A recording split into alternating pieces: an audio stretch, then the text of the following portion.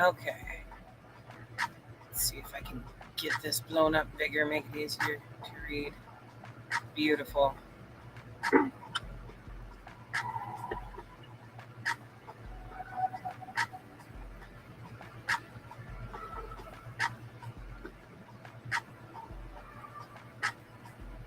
Okay. Goodness.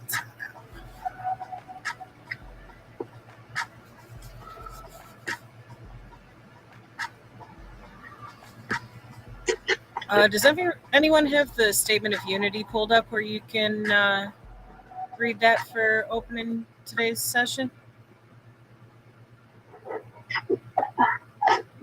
I don't have it up.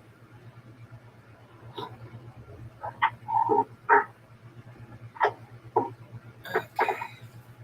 Well, give me just a second to grab I'm gonna that. send it. I'm gonna send the Statement of Unity to Signal so everybody have it. Please and thank you. I have like 700 paper copies somewhere in my house now. I'm thinking about it. I had the book pulled up and not that, but Melissa, I definitely want you to keep that screen share up with the book, though. Yeah, that's right. I do have paper copies now that I'm thinking about it. But Kwame's going to send that anyway. There it is. Thank you, Kwame. All right. Welcome, everybody, to today's session of the Second Rainbow Coalition book reading. We are reading Aaron Dixon's book, My People Are Rising. And we'll kick things off with the Statement of Unity for the Second Rainbow Coalition. The legacy of the First Rainbow Coalition dates back to its founding on April 4th, 1969 by the original Black Panther Party, Original Young Lords, and Young Patriots Organization. A number of other organizations joined this coalition not too long afterwards, such as the American Indian Movement, Brown Berets, Rising Up Angry, the Red Guards, and others. Since the founding of the United States, the masses had developed a number of popular movements that came together to fight back against this capitalist imperialist system in various ways, around particular demands. Nevertheless, none had established a movement quite like the First Rainbow Coalition. This historic movement was the first of its kind that established a model of class struggle like no other. Its charismatic leader, Chairman Fred Hampton of the Illinois chapter of the original Black Panther Party, stated that at the end of the day we weren't engaged in a race struggle. He said that it's a class struggle, goddammit. By uniting with the various oppressed ethnicities and masses, they were able to bridge the gap between the various ethnic communities that white supremacy had sought to keep divided. This class solidarity equipped them with the material basis and class consciousness to see their common class condition. Therefore, the necessity to form a united front against their common class oppressor, the capitalist imperialist ruling class. The ruling class viewed this as the greatest threat to their class rule and subsequently used the entire repressive forces of the state, of police, courts, jails, prisons, and intelligence agencies, etc., in order to crush this emerging revolutionary socialist movement. We refounded the Rainbow Coalition on May 14, 2021, with the intent of upholding the legacy of the original Rainbow Coalition. We believe that this historic example is the model for the united front that will best serve our class liberation. By upholding the 10-point program of the original Black Panther Party, which was subsequently adopted and later expanded by the original Young Lords, Young Patriots Organization, and all other original Rainbow Coalition members, we establish our programmatic unity. The 6 disciplinary rules that we uphold ties all organizations in our coalition to a common professional discipline. History has bestowed upon our generation a common class mission to fulfill. The representatives of the capitalist imperialist ruling class, represented by the Democratic Party and the Republican Party, cannot liberate us. It is their class intention and interest to uphold our common class oppression. Therefore, it is only we, the oppressed masses of all ethnicities and nationalities, who must build the necessary class solidarity, class consciousness, organizational structures, and a united front that will ultimately liberate ourselves. This is what this Second Rainbow Coalition is committed to. This is the historic mission we intend to fulfill. Dare to struggle, dare to win. All power to the people and boots on the ground.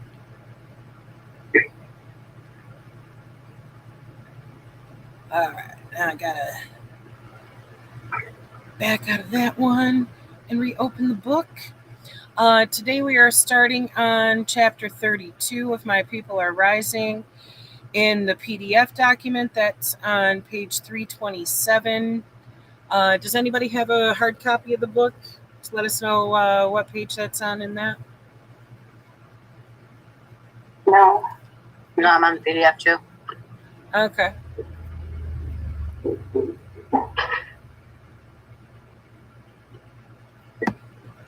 All right. Can anybody or can everybody hear me okay? I just want to make sure before I dive into the book that the audio is good. All right. Chapter 32, Oakland is ours. The world won't get no better if we just let the world, let me rewind here. The world won't get no better if we just let it be. The world won't get no better. We got to change it. Yeah, just you and me. Harold Melvin and the Blue Notes, Wake Up Everybody, 1976. The campaign for city council had been a rocky road for Elaine.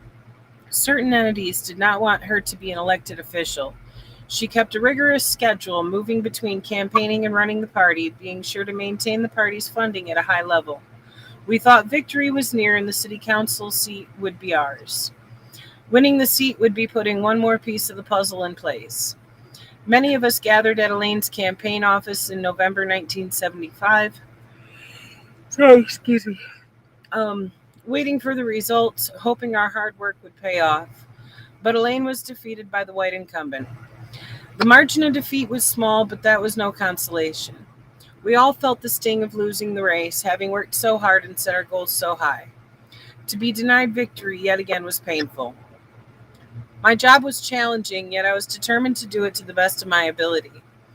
Although Elaine would be difficult for men to deal with and a tyrant at times, I saw a brilliant strategist, a perfectionist who never seemed to tire. Once she set her mind to something, it was done, no matter how monumental the task.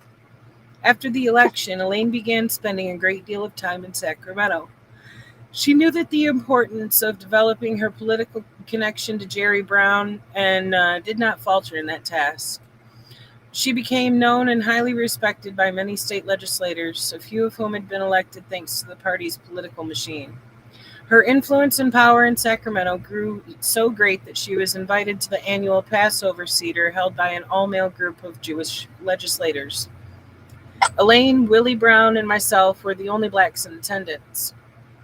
Not only was Elaine the only woman present, she was also the only woman who had ever been invited to this annual holiday celebration. I sat back in the shadows and watched as these powerful men fawned over Elaine. She deflected every trite remark with quick wit. Her mind was working while they were playing. In Oakland, despite losing the election, Elaine had expanded the party's constituency, and she became a dominant figure in Oakland city politics. When Governor Jerry Brown went to appoint judges for Northern California, he called Elaine for advice. Elaine selected a handful of Bay Area black attorneys for judgeship, and they all knew the party was responsible for their being appointed. It was no surprise when Elaine was appointed to the executive committee of the Oakland Council for Economic Development. The council had been pushing for the construction of a freeway exit ramp into downtown Oakland. The hope was to entice the big developers to invest in reviving downtown Oakland, which had been slowly dying for the past 10 years. This project could only move forward with the governor's approval. Eventually, Elaine was able to deliver on the freeway thanks to Jerry Brown. Part of the deal she negotiated was for 1,000 homes to be developed for the low-income families displaced by the ramp's construction. In the summer of 1975, Elaine visited Huey in Cuba. After 2 failed campaigns to get Panthers elected to political office, Huey had devised another plan for capturing Oakland. History had shown that running a revolutionary for political office was not a sound strategy because the individual was either unelectable or susceptible to compromising his or her revolutionary focus. Huey had a new approach. Upon Elaine's return at Huey's request, Elaine approached former Superior Court Judge Lionel Wilson about running for mayor of Oakland. If Wilson agreed, the party would run his campaign. Before Huey had departed Oakland, he and Lionel had become good friends. Lionel's son was heavily involved in the street life, and Huey had often looked out for him. Despite not having any real political ambitions, Lionel Wilson was a highly respected, very distinguished looking black man. He agreed to run, and his chances of success were high. Lo and behold, the party ran Lionel Wilson's campaign and won, electing him as the first black mayor of Oakland. The Panthers were finally in City Hall. Lionel knew very little about politics. However, with Elaine at his side, the future for Oakland was bright. Elaine was in the mayor's office almost daily, helping to shape his policy and strategy for improving conditions for Oakland's poor.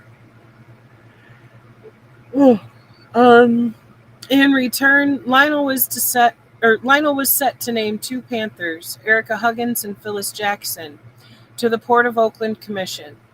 The port was where the real power was concentrated. It was where the money was, and whoever controls the source of revenue controls the city. For years, cocaine had flowed freely into Oakland from South America. Now we could put an end to that. Elaine used to joke that instead, quote, now we'll have AK-47s coming in. The city manager had also become a stalwart of the party, and with these elements in place, we slowly began to make Oakland a city that would revolutionize American politics. We had seized control without a single shot fired. Actually, there were some shots fired. We began plans to recreate this process in other cities, such as Chicago, where a small cadre awaited orders, and Seattle, where Elmer had continued the work we had left behind. Driving down Broadway one day, I was astonished to see Tommy Jones walking down the street. I immediately stopped to give him a ride. He mostly seemed the same, but a little unshaven, a little run down, the tooth still missing on his left side. I was happy to see Tommy, but it was sad to see a former captain of the party looking like a drug addict. Hey, Aaron, he said as he half smiled. I'm trying to get it together. Remember those good old days? Man, I miss those days. Yeah, I do too, I replied. My mind flashed back to the summer of '68, igniting memories of Matalaba, Landon, Randy, Robert Bay, and all the others who were prepared to shed blood for the people. I felt a bit of sadness for those days long gone. You take care, I said, and dropped him off at his destination. Flores called one morning to tell me that Santa Rita had left. Santa Rita, a member of the party's vocal group, The Lumpen, was a singer, a coordinator, an administrator, and a gunman. Whatever needed to be done, he would try to accomplish it. And if he couldn't, he would tell you so. We didn't have too many brothers like him left. At one time, we'd had scores of comrades like Santa Rita all over the country, but losing him now put more pressure on those remaining. Santa Rita's departure planted a seed in my mind. He had left because he was just plain tired and disenchanted, and I think many of us who had been working so long and so hard were quietly feeling the same way, despite the many recent accomplishments. But the prospect of leaving something we'd devoted our lives to was extremely complicated, and there was always some new development, some unexpected challenge to test and renew our commitment. And in California, you never knew what to expect. There was always something strange going on, including all kinds of covert operations by the secret intelligence forces. Hands down, the most bizarre experiment thought to involve the CIA was the phenomenon of Jim Jones, minister of the People's Temple, savior of the poor, the downtrodden, the sick, and shut in. Jones owned a large church in San Francisco on Fillmore, around the corner from the former location of the San Francisco Panther office. The Nation of Islam had previously owned the building. Elaine made it a point to meet with anyone of political significance in the Bay Area, and one of the weirdest meetings was with Jim Jones. He and his church had a lot of followers in the black community, in particular a lot of older black folks looking for a promise of a better life. Out in the field, we encountered many of his followers out collecting donations on some of the same corners in Oakland where we stood. Jim Jones wielded a considerable amount of power. He had contacts in the city and state governments and was able to procure funding and support for his militant Help the Poor platform. He even put out a newspaper. One of its issues touted a trip Jones had made to Cuba and a meeting he'd had with Huey. Even then, we felt his entire operation seemed very fishy, very strange. Nevertheless, his power was intruding on the party's constituency, so Elaine felt that a meeting was in order, at least to find out what he was up to as he was operating in the black community.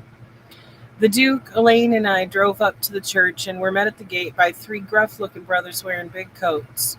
It was obvious to us that they were carrying weapons. Inside, we were taken on a tour of the church. The building had an eerie feeling to it. They acted very strange, very detached. On the top floor, we walked past a small room where a middle-aged white man sat at a table operating a ham radio with a microphone. "That's our contact with Guyana," said our tour guide. We were ushered into a room where Jim Jones sat, surrounded by little kids. He seemed to be white but fairly dark-complexioned, with jet black hair. He boasted about his programs and the land his church was developing in Guyana. There really wasn't much back-and-forth dialogue. We all just wanted to get out of that place.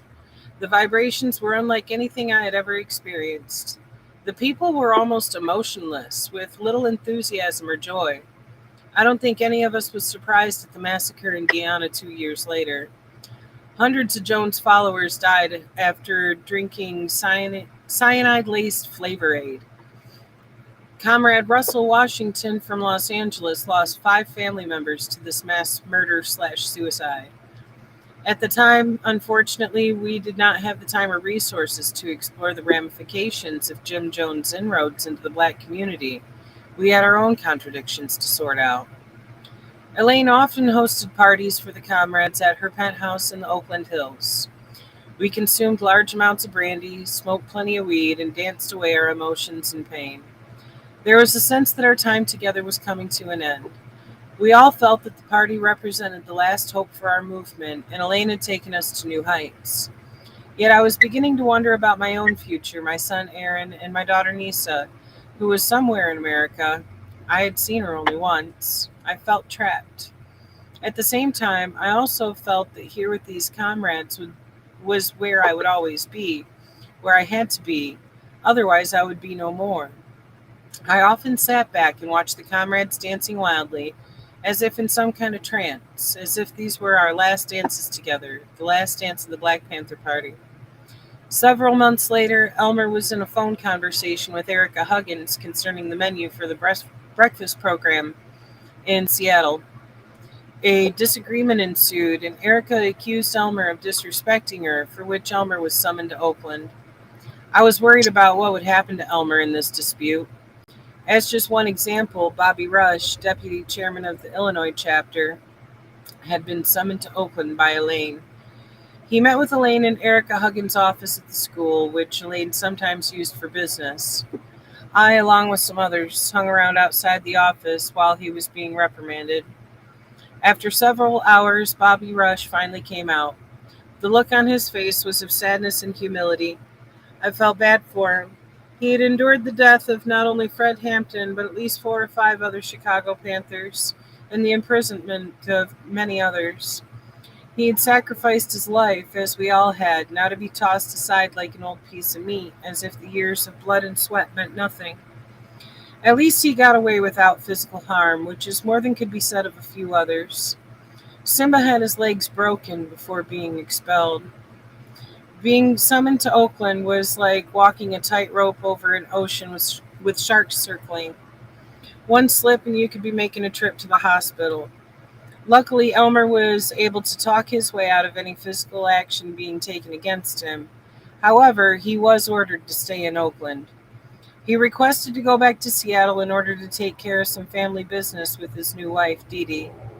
A week later, he called from Seattle to say that he wanted to talk things over with Huey and was not planning on returning to Oakland. Elaine was not pleased by Elmer's request, but she was hoping to persuade him to come back.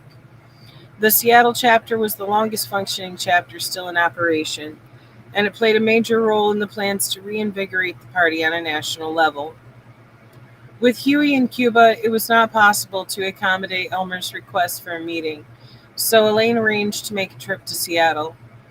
Bethune, Elaine, and I caught a plane up north. Flores took a train to bring our weapons. We met Elmer at the Seattle chapter's community center, now located on 19th and Spruce. Tension was very high. Elaine wanted Elmer to come back to Oakland, but Elmer refused and kept requesting to speak with Huey. I attempted to persuade Elmer that it was not only in the party's interest, but in his own interest to acquiesce. I knew all too well that the people I was with could be extremely dangerous. While we talked, we kept hearing noises, even though the office was empty. Bethune went to investigate, but Elmer steered him away from the other rooms. The conversation heated up, turning antagonistic. Elaine was not used to Panthers defying the hierarchy, but Elmer refused to back down. We could tell this would not be resolved in our favor, so Elaine, Bethune, Flores, and I decided it was best to retreat from a potentially volatile situation. With our hands on our weapons, we backed out.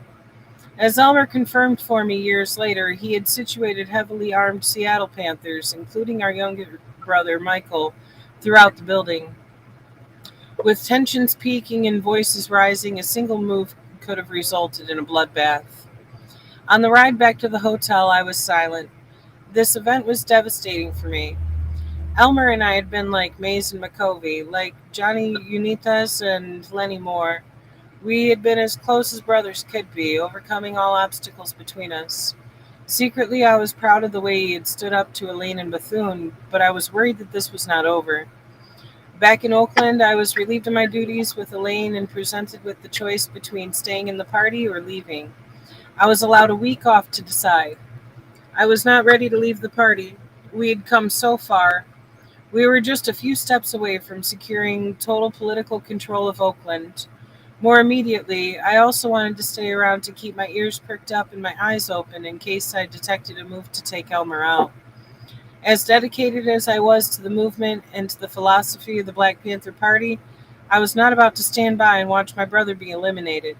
It had been discussed, and I knew that if they wanted to, they could do it. For reasons never divulged, it was decided against. There were bigger problems ahead. Okay. Anybody got any commentary on this chapter? It was intense. Right.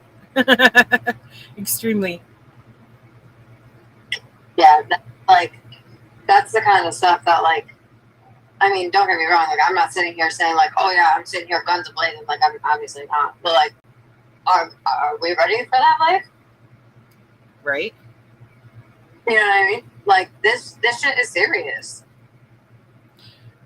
And honestly, like, as intense as things were of even those dynamics within the party, and a lot of it being fed by this capital punishment, or not capital punishment, corporal punishment shit that was going on, of like physical beatings or lashings for verbal disrespect and crazy shit like that. It's like, wait a minute, what the fuck were they doing? You know?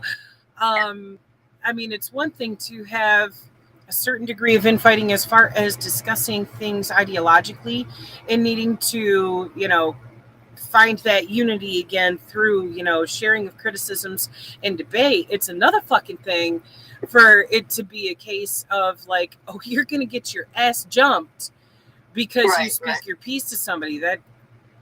That's going too fucking far. You know, I think that's definitely something that we've modified in our new movement here. For right. Sure. Thank goodness. Yeah. And there's a lot, you know, obviously like women leadership and LGBTQIA leadership and stuff like that. So make sure that everybody's voices are heard. Because there's, I actually just met Iris Morales, who was original Young Lord too, back in New York, probably like 2 weeks ago or so.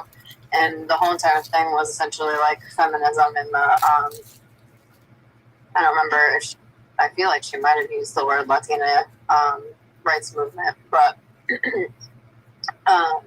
that like there was periods of time where even the men in her organization were saying things along the lines of like, no women are allowed at this meeting, blah blah blah. So like one of the things that she said was, that like sign that was always out on like buildings and stuff. I'm not going to say the words obviously, but it said like words, no Puerto Ricanos and no dogs or whatever. So then what she responded to after that wasn't no women, and then they kind of ended up kind of changing their energy up. I mean, it obviously took a long time, but Carlito Rivera was there as well, and he was like, I was one of those kids, but he was 13 when he started in that. So like it was just there's a whole different like machismo energy back then, and they definitely made huge strides back in the 70s to change that. Right. I'm glad for that.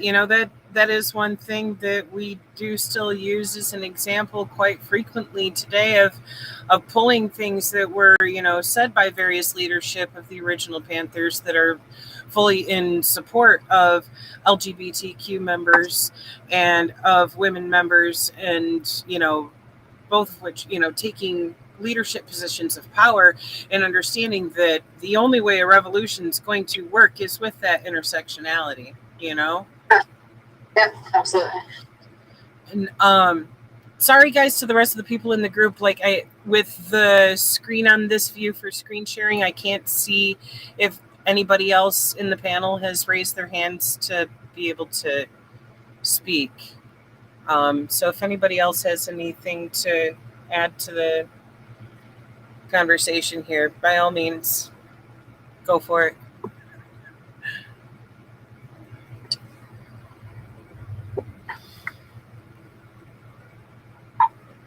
No? No takers? Okay. Would anybody like to take a turn reading? I'll read if you want. Please and thank you. All right. If the air fryer goes off, I might have to pause. Okay. All right. Chapter 33, Huey's Return. I come up hard, baby, but that's okay, because Trouble Man don't get in the way. Marvin Gaye, Trouble Man, 1972. One day, a group of mothers from the projects came by the community center upset. Felix Mitchell, head of a new drug gang called the Mob, had taken control of the 69th Street Village, where many kids who attended the school resided. The mothers wanted us to do something about the drug infiltration, a growing problem that soon threatened to engulf East and West Oakland. Felix Mitchell, only 23, was smart and cagey, the perfect patsy for the mafia to peddle their heroin. Huey hated the mafia and had all but driven them to their heroin trade driven them and their heroin trade out of Oakland. Since Huey's exile, many of his enemies in the street life had begun to reassert themselves. Now in Felix Mitchell, the mafia had a front man whom they supplied with an endless flow of heroin and weapons, and there were plenty of gunmen around willing to join up. Our first move was to send the Duke and Simba, both of whom had served in Vietnam, into the projects on a reconnaissance mission. The information we got was that these guys were well organized with rooftop lookouts and walkie-talkies. They were paying the little kids to act as lookouts and using some of the housing units to sell drugs. By all accounts, and it seemed we were up against a formidable foe. After several community meetings, it was decided that we would operate on two fronts. One front would focus on organizing the community, planning marches, demonstrations, and community meetings, and the second front would be military, involving the cadres. The machine guns were unearthed and assembled. We began casing the enemy's spots, and they did the same to us, both sides anticipating and planning for a bloody war. To let them know we meant business, we shot up some of their safe houses.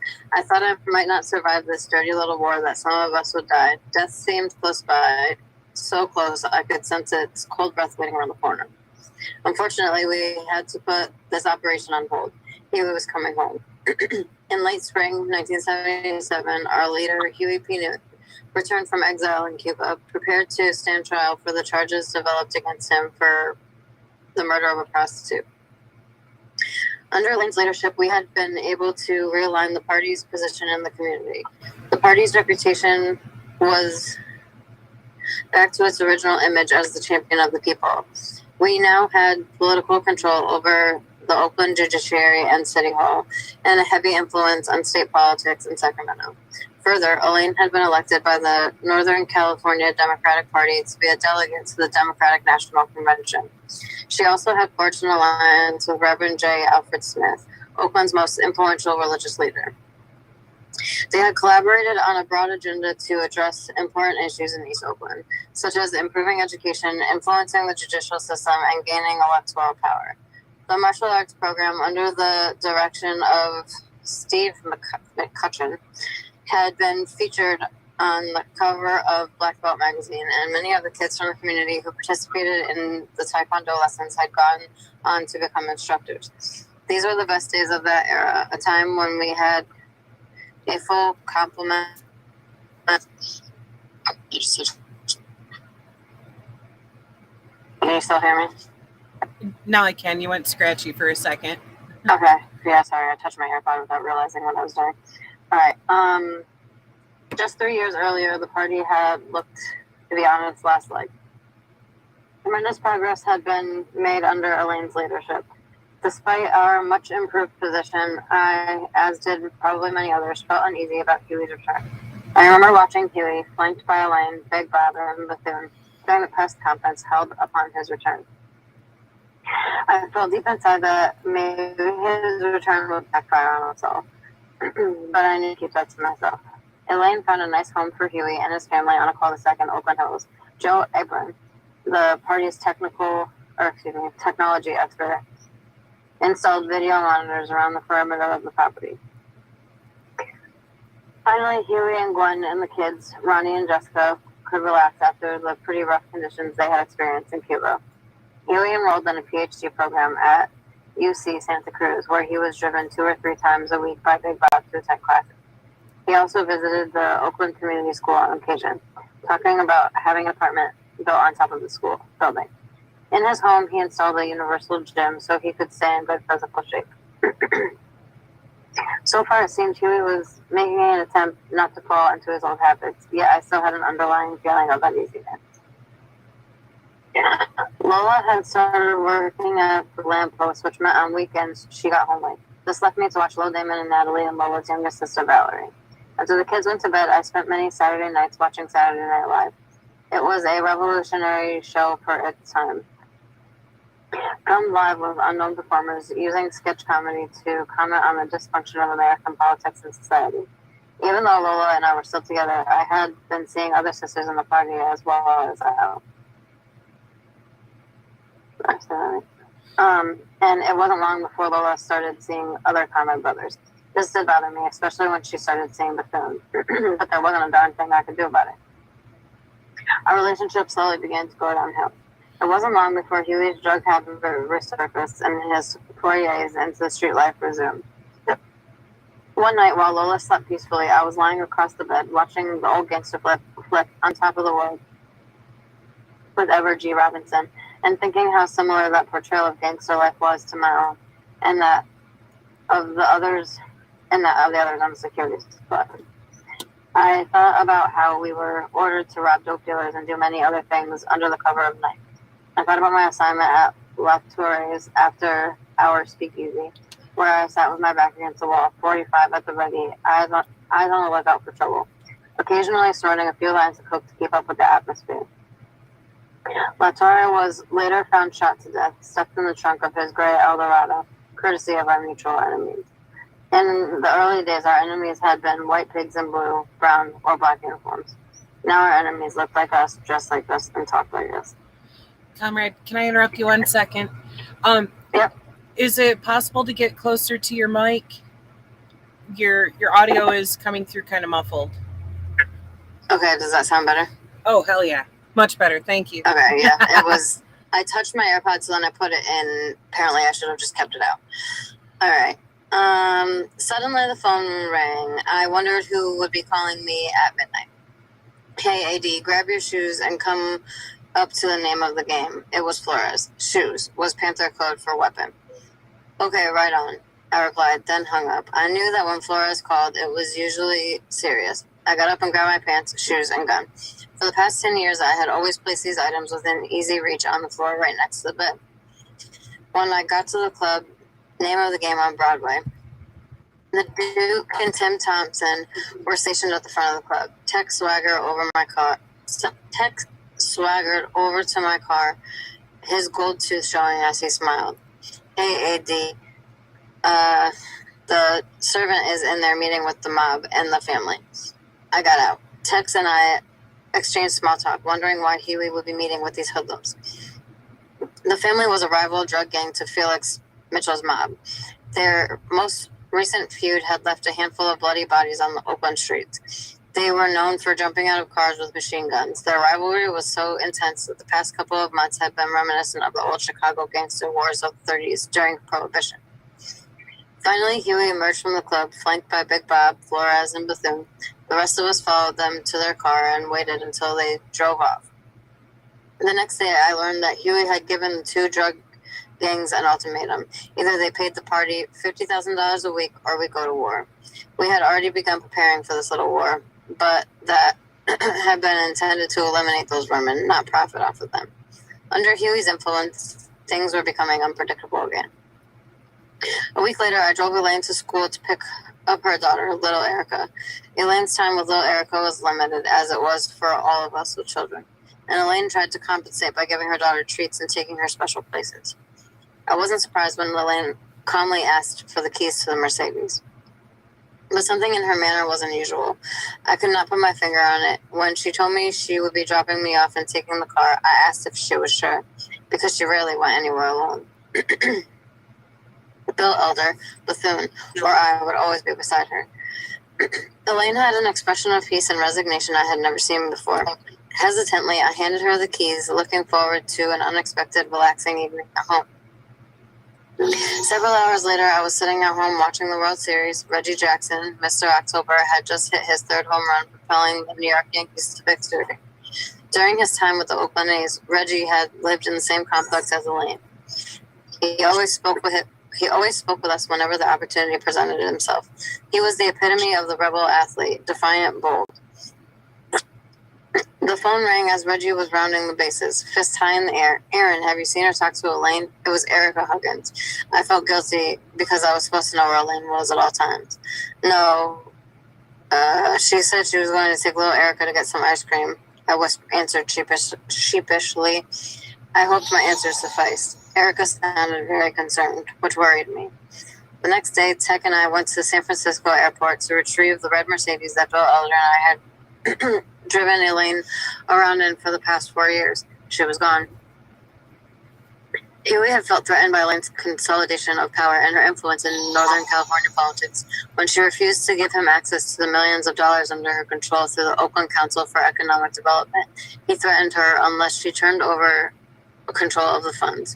Elaine had dedicated the last 4 years to building up the party's respectability, forging alliances that Huey, Bobby, and David Hilliard had been unable to forge. She had become one of the most powerful individuals in California. As much as Elaine loved Huey, in the end, he treated her just as he had treated others that were run off of the party. The day after her disappearance, Elaine took out a full-page ad in the Oakland Tribune to explain her departure to the people of Oakland. She did not reveal the truth, that Huey had fallen back into his old patterns. She instead cited her fatigue and expressed a desire to pursue her musical interests. Elaine was a very talented singer. The fact that she felt compelled to take out this ad demonstrated her importance to the people and city of Oakland. The following morning, keeping with the usual routine, I picked up Janice to go to Elaine's penthouse, a place she had recently moved to on Lake Merritt. Once we were inside the apartment, I told Janice that Elaine had left the party. It was a weird moment because we didn't know whether to cry or laugh. As a matter of fact, we both yelled out in jubilation. Our reaction surprised us, but considering how difficult Elaine was to work for, maybe our joy should have been expected. I think we also realized that with Elaine gone, the party would fall. We both knew our own exit was imminent. I had fallen in love with a young woman, a medical student at UC Berkeley, who worked at the clinic. Her name was Mildred. She was a young woman of Black, Japanese, and Mexican ancestry from San Diego. She was attractive, intelligent, down to earth, and most of all, she was always happy and optimistic. I think we fell in love the first time we laid eyes on each other. With us, there was no ulterior motives, no forced or hidden emotional reasons. We had a genuine attraction to one another. I felt as if she were, in essence, the girl of my dreams, as if she were my soulmate. My relationship with Lola was one of conscious. Not that I didn't love Lola, but I had been drawn to her out of my own weakness. I wanted to help her save her from her unhappiness. I was looking to fulfill my own need for a sense of worth. I did not know what would become of the situation. I knew I loved Lola, but I knew also that Mildred and I had something special. With things in the party growing tense and uncertain, Mildred asked me if I would leave the party and go with her to San Diego. As much as I loved that woman, as much as I sensed an opportunity for true happiness, I was not ready to cut my ties to the party. I struggled to explain my inability to leave, even though the writing was on the wall. I felt unable to make my escape, but events beyond my control would push me closer to the edge.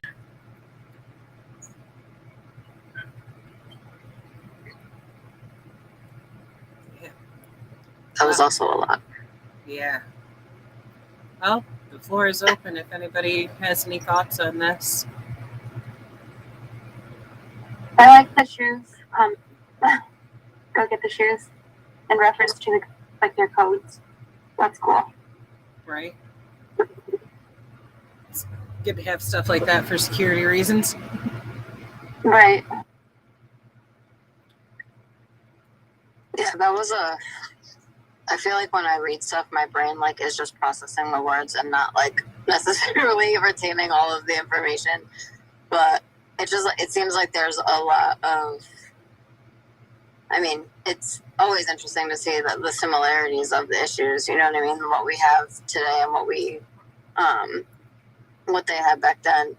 When it comes to just like different ideologies, and obviously like we're not worried about like millions of dollars. We don't quite got it like that right now. But like when people are splitting off, and how is it possible that currently, since we're not like literally trying to kill each other, can we like still work towards the same goal, kind of thing? You know what I mean? While not aligning completely with the enemy.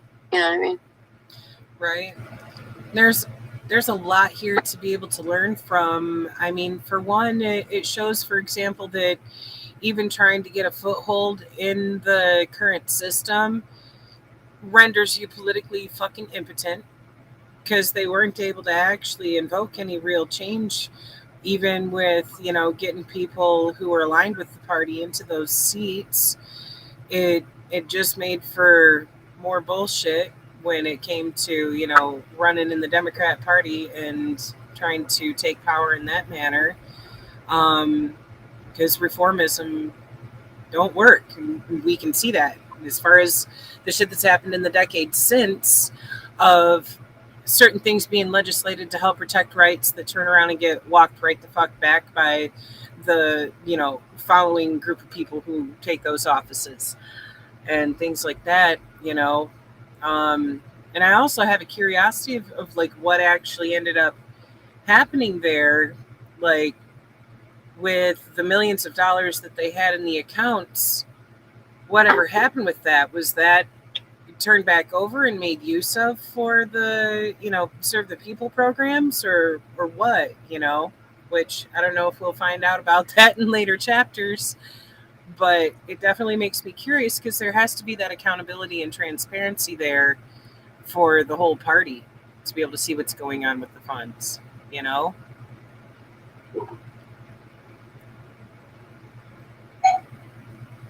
Yeah, I'd be interested to see what happens in the next chapter. How many more chapters do we have? Gotta be coming to a close, right? Let's see. Can't be much more, because there's only another 45 pages of the PDF file. So a handful more. I don't want to scroll through the whole thing right now and lose my spot there, but Yeah, no, I'm not sure what stuck out the most. It's just there's a whole lot of. I mean, there's obviously so much that we can learn. It's so beneficial to learn from or read these books, and then it's also just incredible that we actually have communication with these people, so that we can learn from their firsthand experiences. You know. Right. So that's when. Go ahead. Sorry. I think that was something that was missing from like when I first started, like, I don't know, protesting and stuff like that. Can everyone hear me? I can now. That there was like a lack of like how did we get here? Not why are we here, but how. Can you hear me, Zen? We can every so often. We can hear you, Kwame. Okay, I can't hear y'all. Maybe I'll have to leave and come back in. But since y'all can hear me, though, remember everyone next week at this time, Aaron Dixon will be on here. Aaron, let's just say that just now. Just maybe put me in, maybe come to my mind. So definitely try to get all the comrades to come on next week so we can come on and, support the elder, show him that the Second Rainbow Coalition appreciate him writing this book. We learned a lot. And also have y'all questions, because we can pick their brain. Some of these elders is still here. We should pick their brain. But anyway, I got a call coming in. I'm going to come back in. Hopefully I can hear y'all when I come back in. Sounds good, comrade.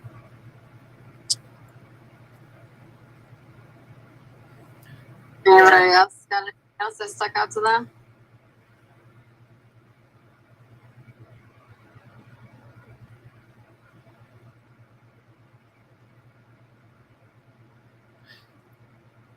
Well, can you read that? Because it's so small on my screen, I can't see what all Sister Anna's saying. It says, thanks, Ed, for bringing up the important issue regarding transparency and even diverse, inclusive, inconclusiveness that resulted in the rise and fall of the organization. It's one of those beautiful things to add on to what you were saying a moment ago, Alyssa. Like, hindsight is 2020. We have an advantage now that they didn't have at that point in time. That we can look back on all of the things that they did and be able to see not only the beauty and the things that absolutely did work that need to be continued and built upon and grown even more, but we can also see, where things went awry and, things we can do to actually improve on those and do better this time around. And that's really important to be able to actually learn from the history. That's why I love these autobiographies.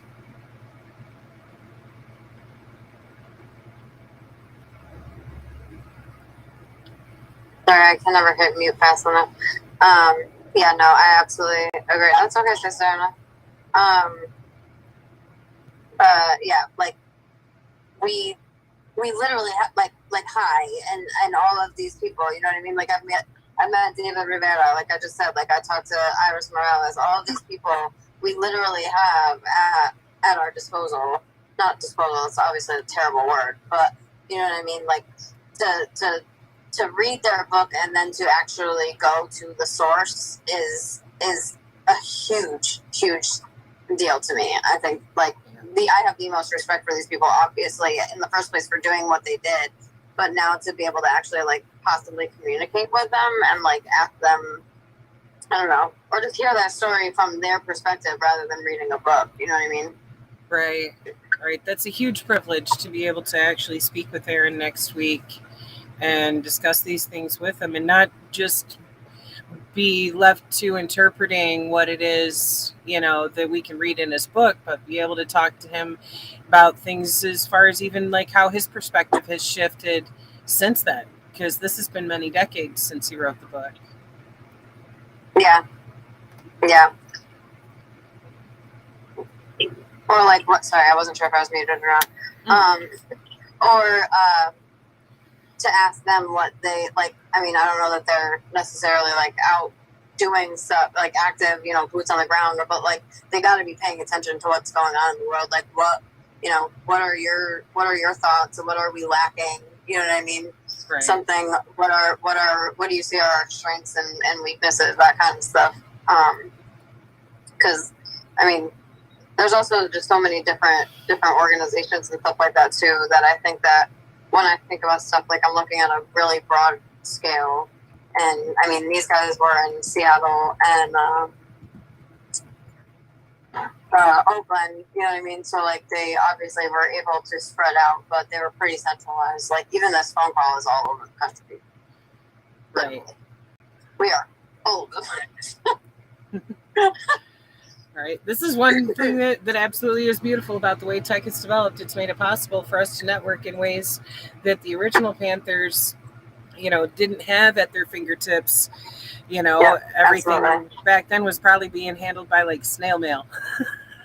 Yes. Or directly sending a comrade across the country like, hey, I need you to go communicate this. Now we can do that shit in an instant, and it's beautiful. I think Anna said something in the chat. Oh yeah, hold on. Where are we? Yeah, Respectively, how much will have improved when we are still fighting for the same things?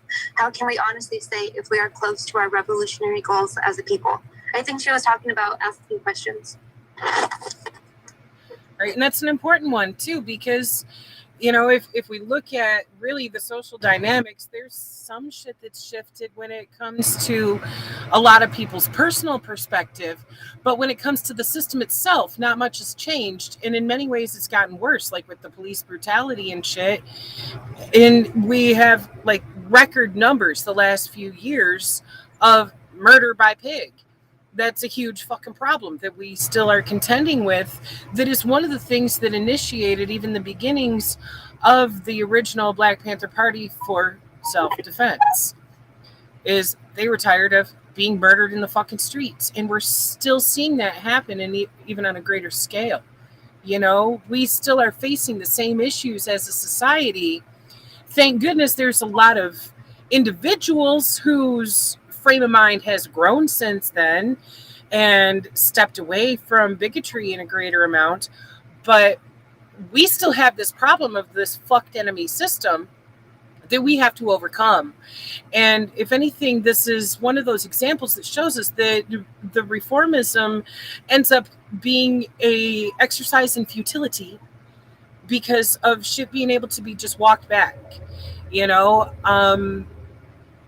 We really do need an all-out revolution, and that starts with things like the Serve the People programs of making sure that people have access to food and housing and healthcare once we're able to get those programs built up too, to be able to be self-sustaining, to have that autonomy, that self-determination, and ability to depend on each other within our communities, first and foremost, because otherwise, how the fuck would we survive the revolution? That's how we survive the revolution. That is how we overthrow this fucking system and replace it with one that actually works, is by building up our communities and actually having that solidarity together and being able to count on the people we know we can count on, who are our community, because we cannot fucking count on this, the government. They're not going to do shit for us. They don't care. They see us as, wage slavery cattle, Like our only value to them is our adjacency to capital and how much money we are, producing for them. They don't give a shit if we end up homeless or starving in the meantime. They're still going to bitch about, why don't you want to work? It's like, right, like, what's the first thing that anybody ever asks you, like, when they meet you, besides your name? What do you do for a living?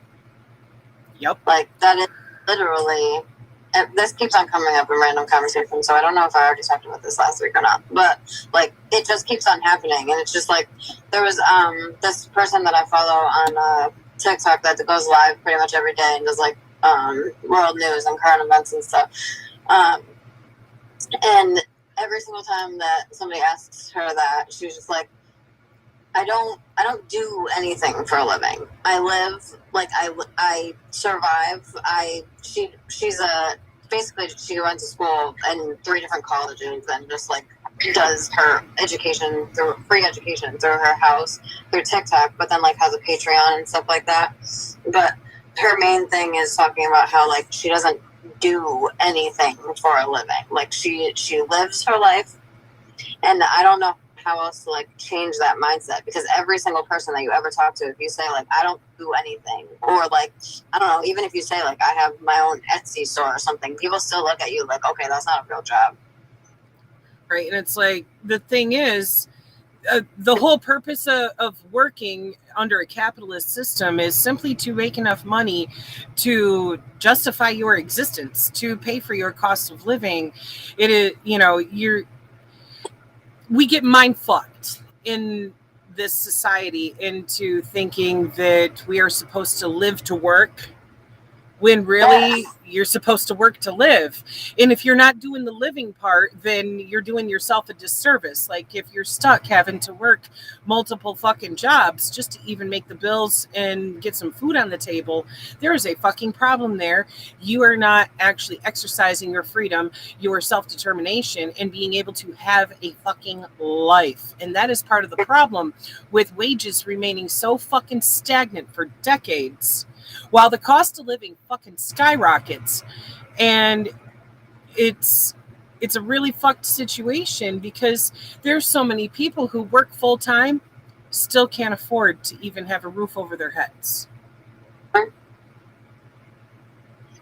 Sister Anna said something. Hold on, am I muted? No, okay. She said, absolutely. Now the Biden and Harris is taking the matter with continuous increase of police brutality by masking this issue with the widespread of gun violence cases. I would not be surprised if Biden's anti-crime bill resurrected again to increase recidivism and mass incarceration of oppressed people again. Yeah, I don't trust Biden. What I can tell him. Yep, honestly, like it doesn't matter which party somebody is in at this point, when they're lining their pockets and their campaign funds and all this other shit with basically legalized bribery through, lobbying. They don't serve the people. In this case, with the recidivism she's referring to, they are serving the privately owned prison system. And those motherfuckers have contracts with every state about, percentages of beds needing to be filled, or else the state has to pay them a fine. And most of them have that percentage set in the high 90s. So where there is no crime must be created in order to draw people into the prison system and fill those beds to save the state from paying fines, as well as giving them slave labor, because the 13th Amendment did not end slavery. It merely allocated it to the prison system. Right. Oh shit, you just said that and I lost my, oh, it's gone. Never mind. You just said that and it changed my whole thought process. Sorry if I fucked you up, but oh god, there's about to be teenagers. I'm muting myself. okay.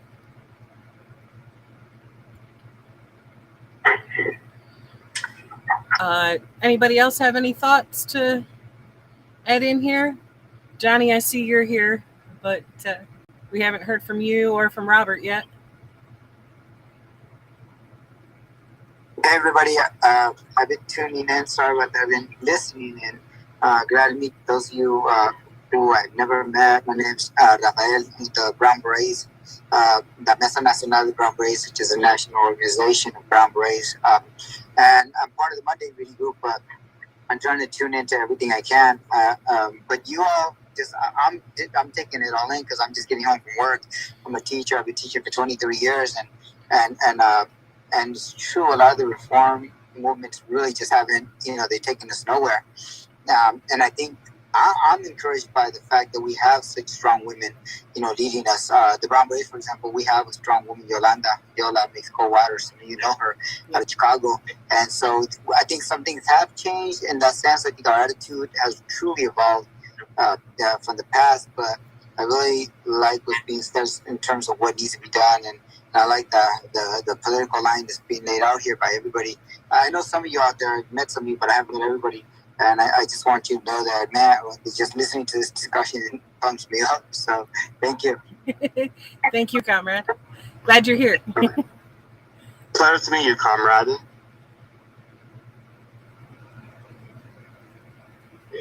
I love I'm not French one.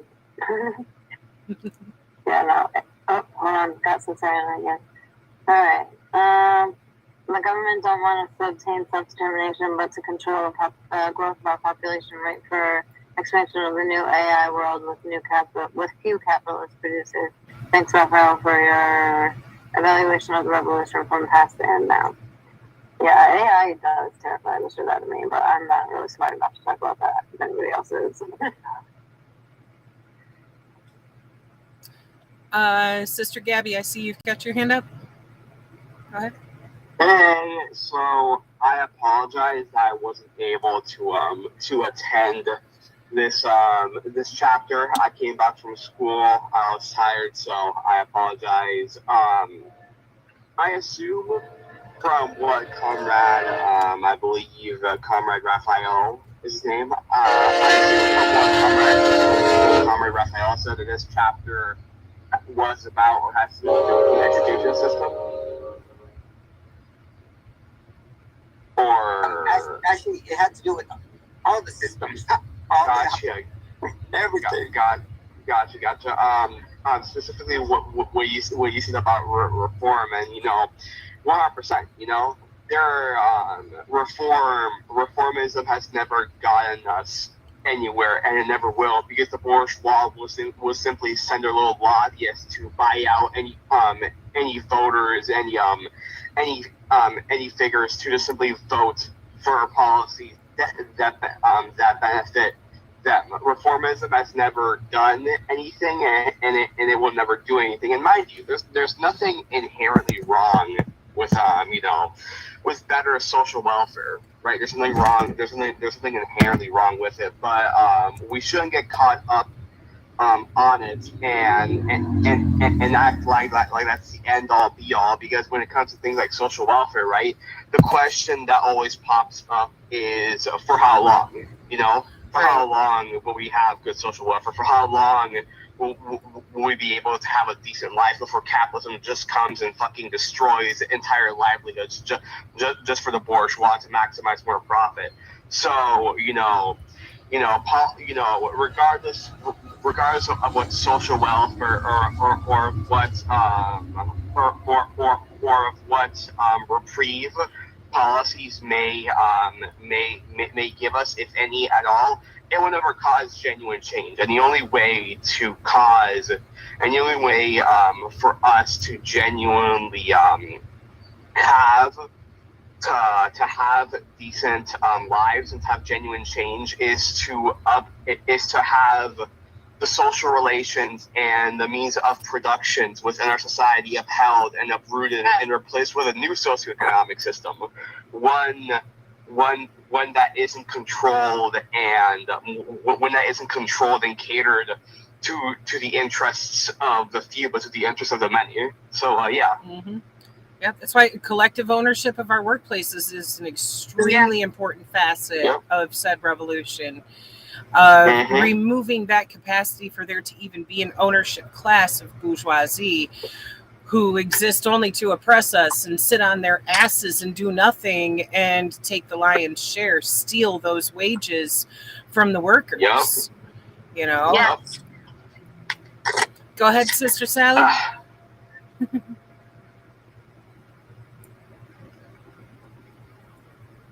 You're muted if you're talking.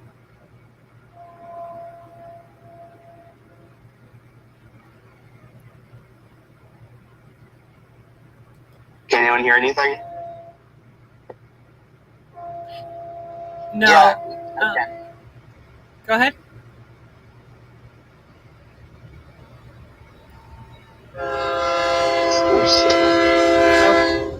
My apologies if the train rolling by is blowing out everybody's audio.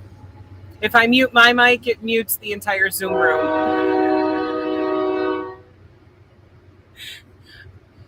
Yeah. All right. Is anyone speaking? Is anyone speaking? Because I can't hear anything. No, the last time that I walked away for like 5 seconds to go tell Elias something, and Gabby, you were talking. Oh, gotcha. Sorry. But I do have a thought to build on what you were saying, Gabby. And then it's like, look at what's happening right now. We are all still dealing with the ramifications of the COVID pandemic. It's 100%. still ongoing and just not being reported accurately because they just decided, well, if we are not doing regular testing for it, then we don't have horrendous numbers to publish. So that makes it better, right? Exactly, quote unquote. And not only are we still dealing with the disease itself spreading through the populace, we're still dealing with the financial downfall from that completely fucking the economy in so many manners. And in this past week or two, they've decided to go and cut things like the EBT expansion that was under COVID to actually help families in need with more money for food through the month. Your audio is doing that thing again. Oh, where your voice gets louder, but then it gets dimmer. Just I should mention that again. Sorry, it's probably the train going by again. They keep driving by honking right here because there's an intersection about 500 yards away. So I'm sorry, that's blowing out my audio.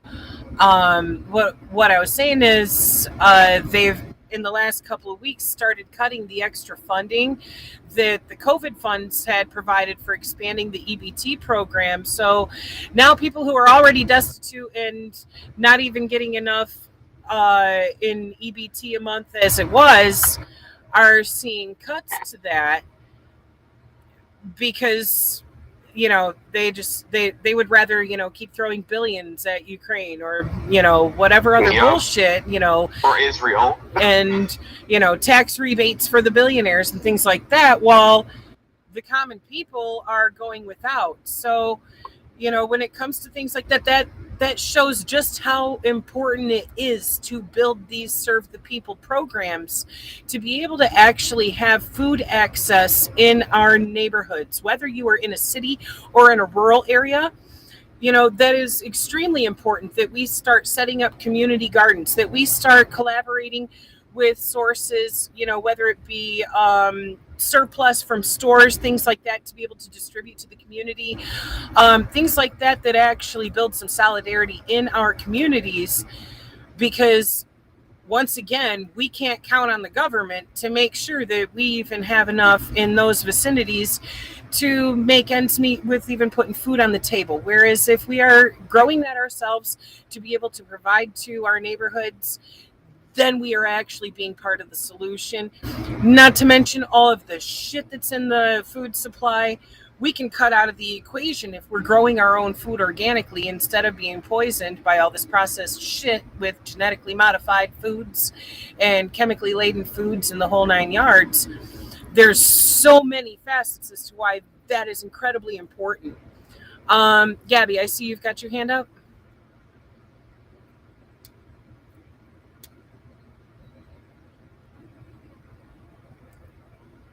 Comrade Gabby, you're still muted. Sorry about that. I was trying to find my phone, almost lost it. I wanted to add on what you said about the COVID thing, because I think for a lot of people, the whole thing with COVID really just showed how the Catholics just don't give an absolute shit about this, because if I remember correctly, the U.S. government actually knew that COVID was building up as a threat, but instead of actually publishing that information as soon as it arrived, they waited until the bourgeois could put all their capital and invest everything they had before the crash before the economy took a big downfall. And just this whole COVID thing, it just shows how they don't give a single flying fuck about any of us. Even during COVID, even during the early stages of COVID, we were still subjected to horrible materialistic conditions in our workplace. They didn't even give a fuck, and they wondered why so many workers were getting sick. Because if you saw the fucking materialistic conditions for the workforce in Amazon, you would not be surprised. You would not be fucking surprised. It was horrible. It was egregious. It just shows that no matter what, their interests are always with themselves and themselves alone. They will always do whatever it takes to maximize profit to whatever percentage, no matter what the risk is for us, no matter how many people die, no matter how horrible the conditions are in the workplace. They will do anything and everything just to maximize profit. And this whole COVID thing exemplifies that even more. Unfortunately, it's not to the extent where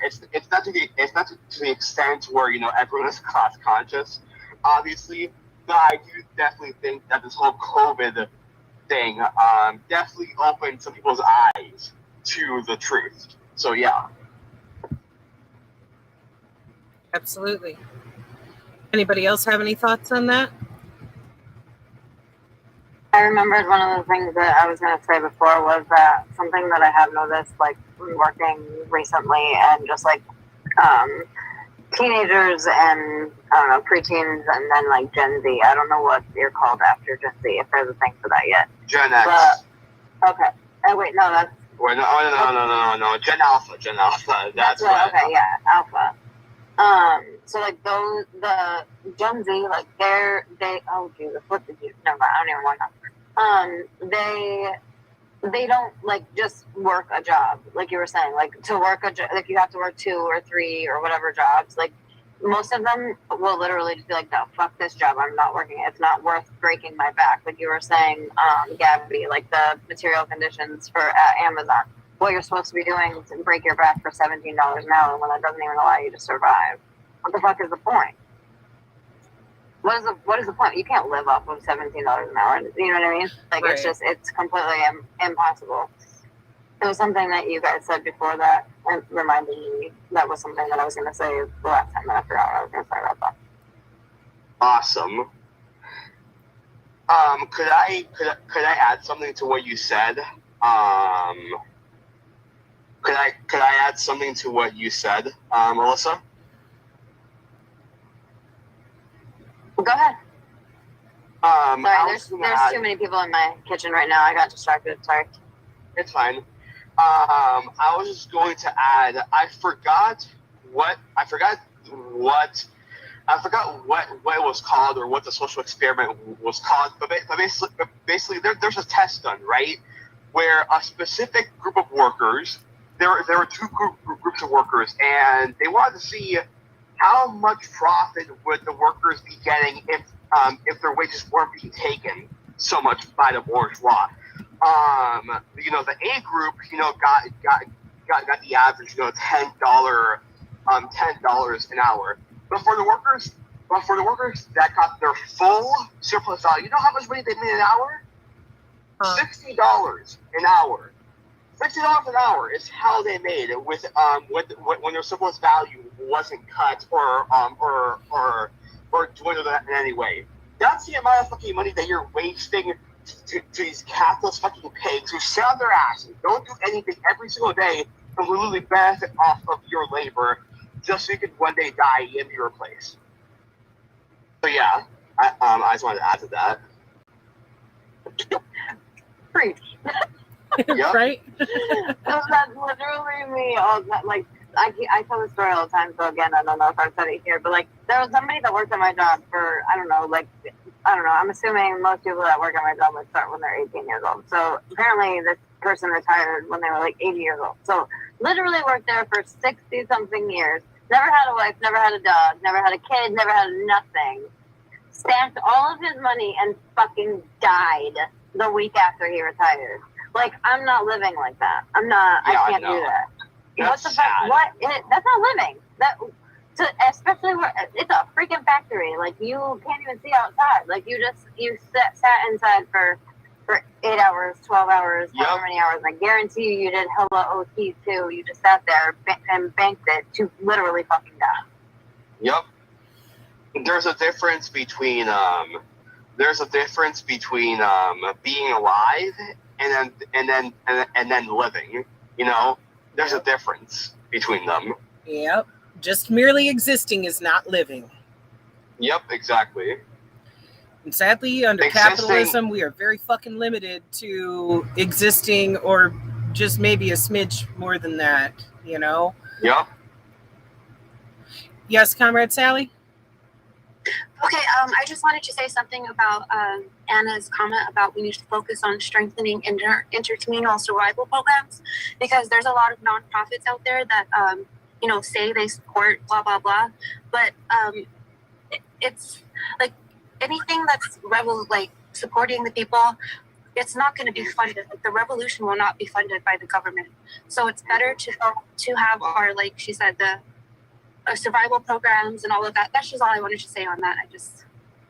In reference to Anna's, we need to focus on strengthening intercommunal survival programs, because nonprofits don't help at all. It's all connected with the government, and they just line the pockets of the rich. You know what I mean? Exactly. That's why it's important to actually be building these within our own communities of, groups of neighbors coming together, Right. and, comrades putting boots to the ground and building these up through our networks, because a lot of these NPOs, they merely exist for basically laundering some money for tax rebate purposes for the wealthy. Yeah. It just keeps the rich, and like I said, the government is not going to fund no revolution. If there's so many nonprofits that, opportunist movements that try to go for a nonprofit, but it's not you know what I'm saying? The government's not going to let that go anywhere. They can control or derail your movement. So it's better just to keep it like survival programs, boots on the ground, like us, the people. Centralized. Yes. But that's just all I wanted to say about that. Good point, Sally. I really loved it. Thank you, Conrad. Sorry, it was way off subject. No, it's no. I wouldn't say it was. You're right on point. My children distracted me. So this is not your fault that I'm not being able to respond to your comment. All right, anybody else got anything? We're at an hour and a half, so we can actually end on time for once. Or finally, we can keep chatting. I just wanted to pop in and say hi. Hey, Hi. Hello. Robert. Hey, Robert. Asked me to say, how's it going, man? I'm sorry I haven't been able to make the other ones. I'm going to try to see if I can read as much of Aaron Dixon's book as I can before next week.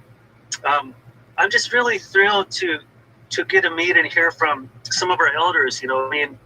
So many of them have already passed, and it's such a privilege to be able to engage them one-on-one while they're still with us, and to kind of absorb some of their passion, and to learn from what they've struggled with.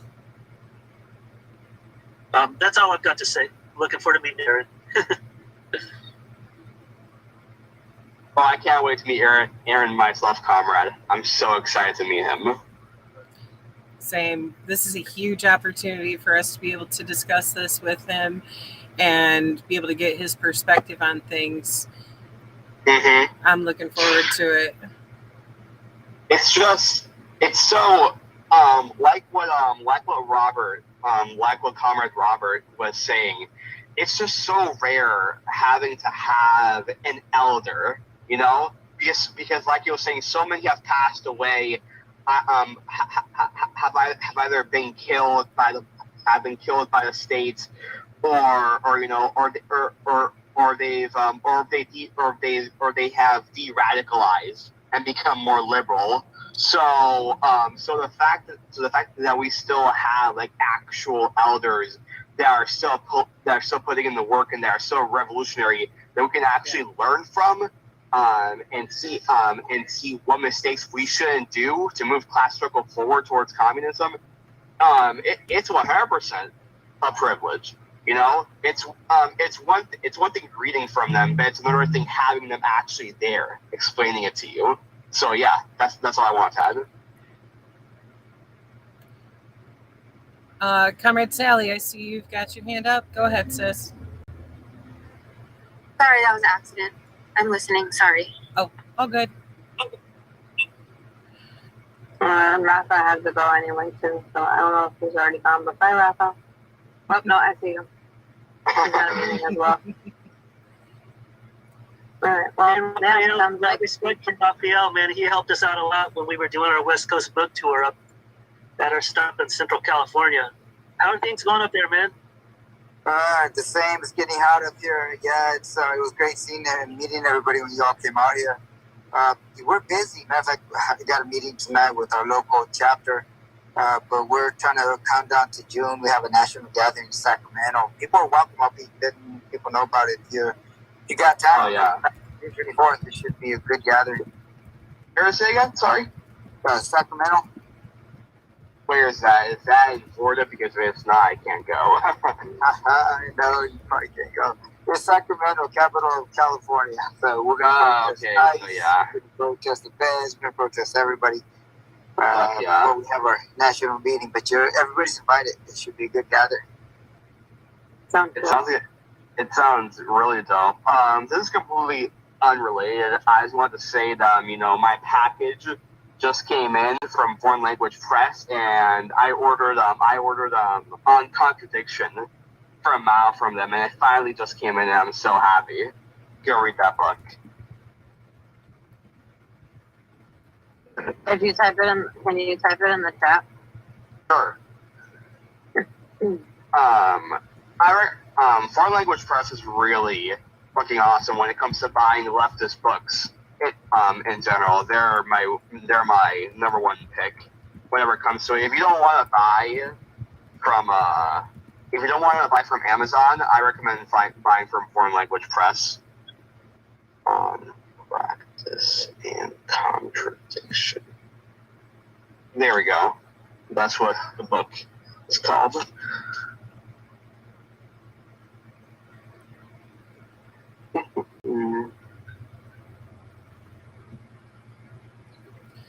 Well, does anybody else have any thoughts to contribute before we wrap things up?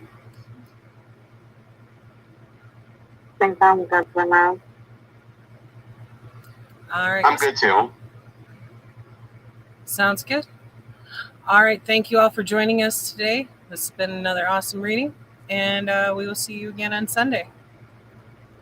Have a wonderful day, comrades, and happy birthday to Malcolm X and Ho Chi Minh. Oh, hell yeah. Oh, wow. All right. Yeah. All power, people. All power.